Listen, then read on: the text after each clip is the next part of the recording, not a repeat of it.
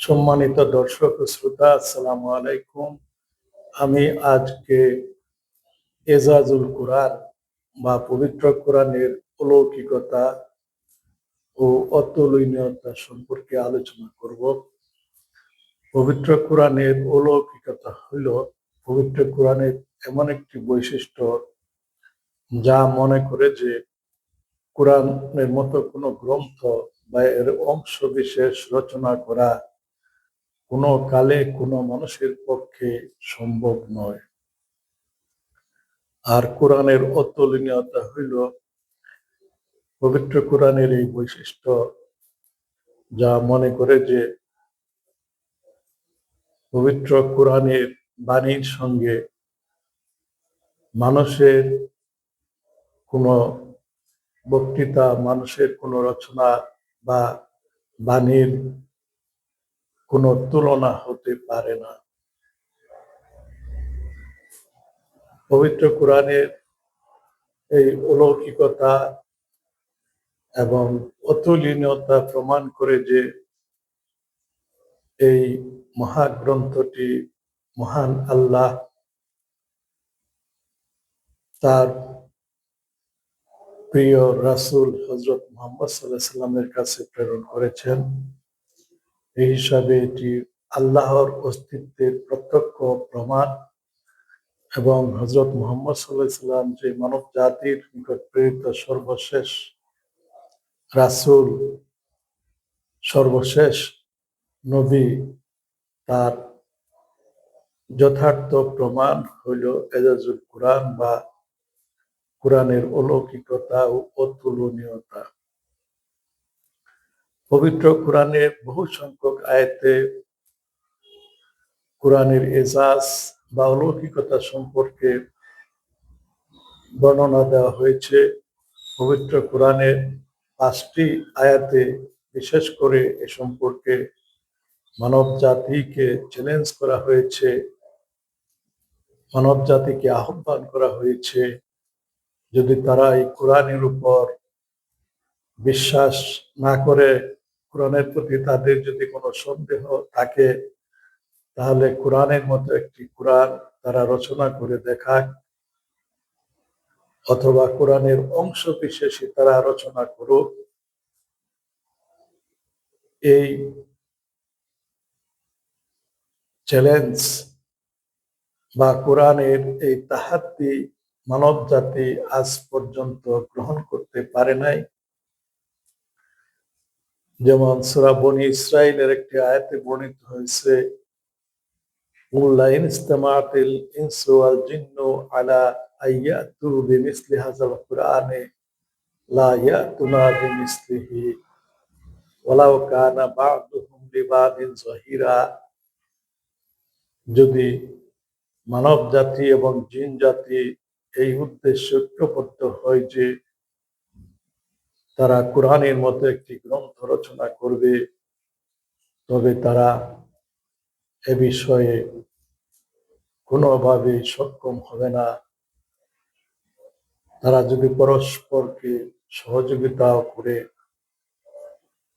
এভাবে সূরা বাকারাতে বর্ণিত হয়েছে, ওয়াইন কুনতুম ফি রাইবিম মিম্মা নাযালনা আলা আবদিনা ফাতু বিসূরাতিন মিন মিসলিহি ওয়াদউ শুহাদাকুম মিন দুনিল্লাহি ইন কুনতুম সাদিকিন।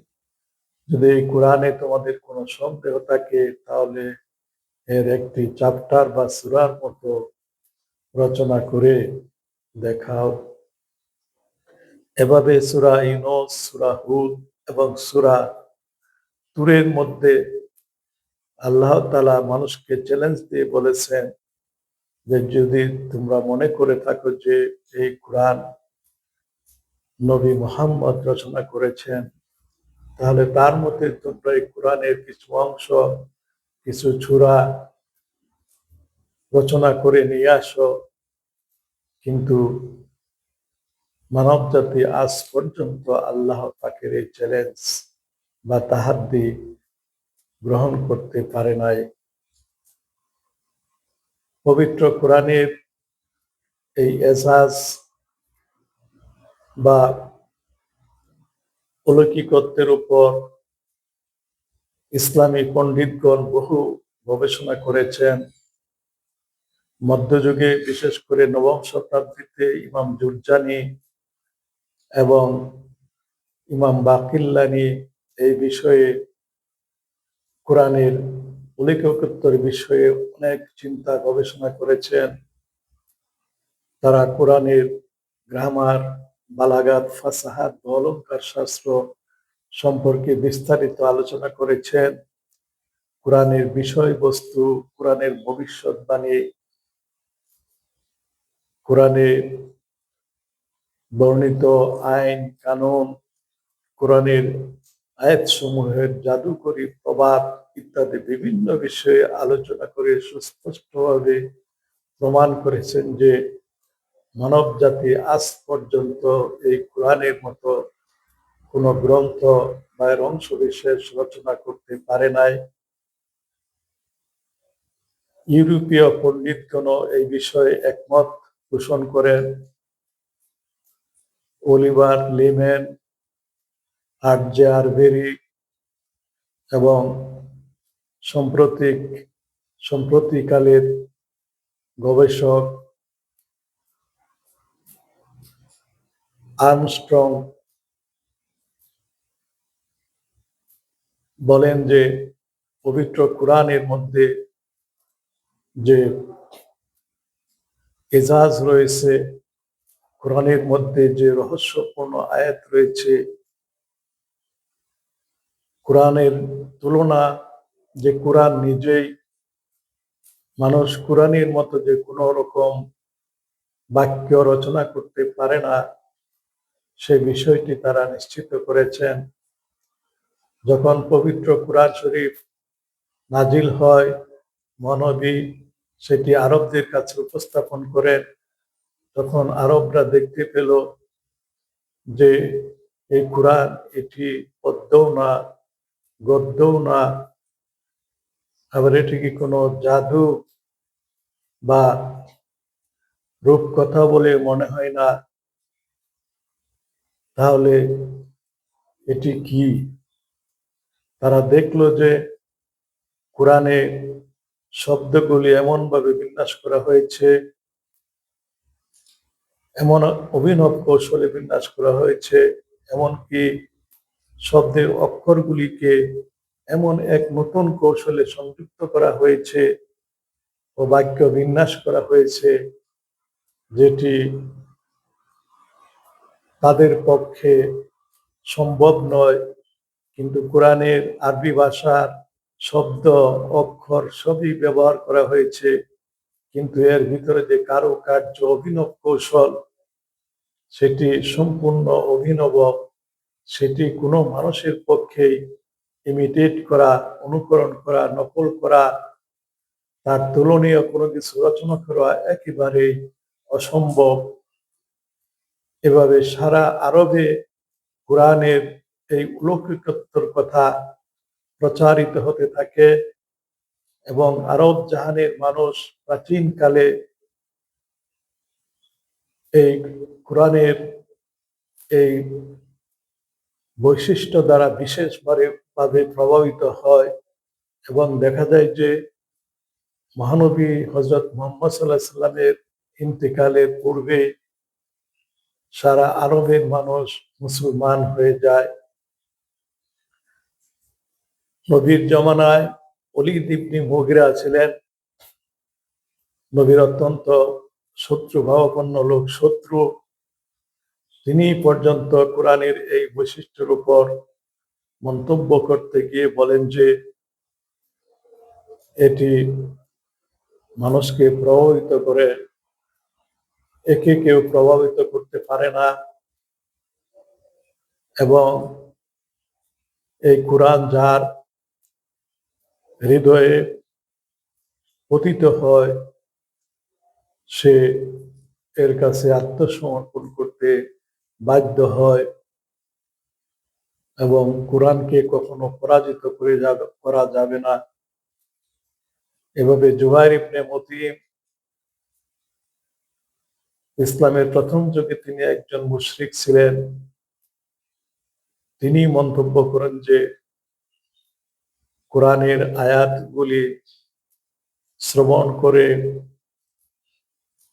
এগুলি যারা হৃদয়ঙ্গম করতে পারে তারা অবশ্যই এক আল্লাহর দিকে মনোযোগী হবে, আল্লাহকে সেজদা করবে, আল্লাহর উপাসনায় লিপ্ত হবে, এরপর তিনি মুসলমান হয়ে যান। বর্তমানে পবিত্র কোরআনের অলৌকিকতার একটি নতুন ক্ষেত্র আবিষ্কৃত হয়েছে, যেটিকে বলা হয় কোরআনের বৈজ্ঞানিক মুজিজা বা বৈজ্ঞানিক অলৌকিকতা। পবিত্র কোরআনে 1400 বছর পূর্বে এমন সব বৈজ্ঞানিক তথ্য আলোচিত হয়েছে, বর্ণিত হয়েছে, যেগুলি আধুনিক কালে বিজ্ঞানীরা আবিষ্কার করেছেন। তাহলে 1400 বছর পূর্বে যেখানে কোনো বিজ্ঞানের কোনো গবেষণাগার ছিল না, কোনো বৈজ্ঞানিক গবেষণা হতো না, বৈজ্ঞানিক কোনো যন্ত্রপাতি ছিল না, সেই যুগে কিভাবে এই সকল বৈজ্ঞানিক আবিষ্কার সম্পর্কে ভবিষ্যৎবাণী করা সম্ভব হলো, সেটি মানুষকে বিস্মিত করে। এটিকে বলা হয় কোরআনের বৈজ্ঞানিক মুজিজা বা বৈজ্ঞানিক অলৌকিকত্ব। যেমন পবিত্র কোরআনের একটি আয়াতে বলা হয়েছে, আওয়ালাম ইয়ারাল্লাযীনা কাফারু আন্নাস সামাওয়াতি ওয়াল আরদা কানাতা রাতকান ফাফাতাকনাহুমা ওয়া জাআলনা মিনাল মাই কুল্লা শাইইন হাই আফালা ইউমিনুন। তিনি আল্লাহ পাক অবিশ্বাসীদেরকে লক্ষ্য করে বলেন, তোমরা কি দেখছো না যে পৃথিবী এবং মহাকাশ একত্রিত অবস্থায় ছিল একটি একক বস্তুর ভিতর, তারপর সেটিকে আমি সম্প্রসারিত করে দিয়েছি এবং পৃথিবীর সমস্ত প্রাণ জীবন্ত বস্তু আমি পানি থেকে সৃষ্টি করেছি, তারপরে কি তোমরা বিশ্বাস করবে না? এই আয়াত থেকে আমরা জানতে পারি যে মহাবিশ্বের সমস্ত বস্তু, মহাজাগতিক বস্তু যেমন গ্রহ, নক্ষত্র, চন্দ্র, সূর্য, পৃথিবী সবই একত্রিত অবস্থায় একটি বস্তু ছিল, একটি পিণ্ডের ভিতরে ছিল। সেই পিণ্ডটি ছোট্ট একটি বস্তু আল্লাহ পাকের নির্দেশে সম্প্রসারিত হয়ে মহাকাশ এবং পৃথিবী জ্যোতিষ্কমণ্ডলী সৃষ্টি হয়েছে, যাকে বর্তমানে বিজ্ঞানীরা বিরাট বিস্ফোরণ তত্ত্ব বলে অভিহিত করেন। কিন্তু 1400 বছর পূর্বে পবিত্র কোরআনে এই বিগ ব্যাং থিওরির কথা বলা হয়েছে। এই থিওরিতে, এই সৃষ্টি তত্ত্বে পবিত্র কোরআন সুস্পষ্টভাবে বলছে যে স্থান এবং কাল কোনো আলাদা জিনিস নয়, সম্পূর্ণ একত্রিত অবস্থায় ছিল স্থান এবং কাল, যেটি বিজ্ঞানী আইনস্টাইন তার আপেক্ষিকতার সূত্রে পবিত্র কোরআন নাজিল হওয়ার প্রায় 1400 বছর পর আবিষ্কার করেছেন। এভাবে পৃথিবীর সৃষ্টি হয়েছিল সূর্যের কিয়দংশ বা একটি গ্যাসীয় বস্তু থেকে। তখন পৃথিবী একটি গ্যাসীয় বস্তু ছিল, গ্যাসীয় পিণ্ড ছিল। এটি কালক্রমে সূর্য থেকে বিচ্ছিন্ন হয়ে ঠান্ডা হতে থাকে এবং ভারী ও তরল পদার্থ নিচের দিকে নেমে আসে, গ্যাসীয় পদার্থ উপরের দিকে চলে যায় এবং এই গ্যাসীয় পদার্থ থেকে আকাশে বহু মেঘের সৃষ্টি হয়, বাষ্পীয় মেঘের সৃষ্টি হয়। ওই মেঘ থেকে কোটি কোটি বছর ধরে পৃথিবীতে বৃষ্টিপাত হয়। সেই বৃষ্টিপাতের ফলে সমুদ্রের সৃষ্টি হয়, জলাধার সৃষ্টি হয়, নদ নদী পাহাড় ইত্যাদির সৃষ্টি হয়। তারপর সেই পৃথিবীতে উদ্ভিদ জগৎ, প্রাণী জগৎ এবং মানুষের উৎপত্তি ঘটে। পবিত্র কোরআনে 1400 বছর পূর্বে এই কথাটি কেমনে জানতে পারলো, কিভাবে সমস্ত প্রাণীকে আল্লাহ পানি থেকে সৃষ্টি করেছেন, সমস্ত প্রাণী জগৎকে আল্লাহ, জীবিত বস্তুকে আল্লাহ, উদ্ভিদ বা প্রাণী সবকিছুকে তিনি সেই পানিতে সৃষ্টি করেছেন, পানি থেকে সৃষ্টি করেছেন।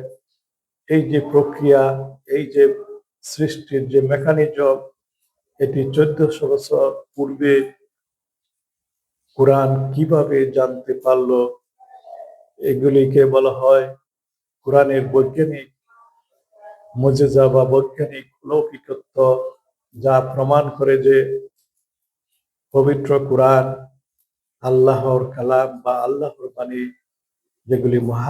যেটি মহাকাশ থেকে মহানবী হযরত মুহাম্মদ সাল্লাল্লাহু আলাইহি ওয়াসাল্লামের নিকট অবতীর্ণ হয়েছে। এ ধরনের বহু সংখ্যক আয়াত, বৈজ্ঞানিক তত্ত্ব কোরআনের মধ্যে রয়েছে, যেগুলি আলোচনা করা যথেষ্ট সময়ের প্রয়োজন। এগুলিকে বলা হয় কোরআনের বৈজ্ঞানিক মুজিজা। কাজেই কোরআনের ভাষাগত শৈলী, কোরআনের ভবিষ্যৎবাণী, ঐতিহাসিক এবং বৈজ্ঞানিক তথ্যাদি এবং মানুষের উপর কোরআনের যে প্রভাব,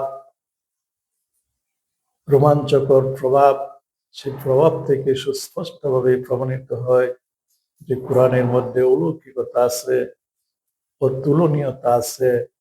মানব জাতির পক্ষে, কোনো মানুষের পক্ষে এই কোরআন রচনা করা সম্ভব নয়। আসসালামু আলাইকুম ওয়া রাহমাতুল্লাহ।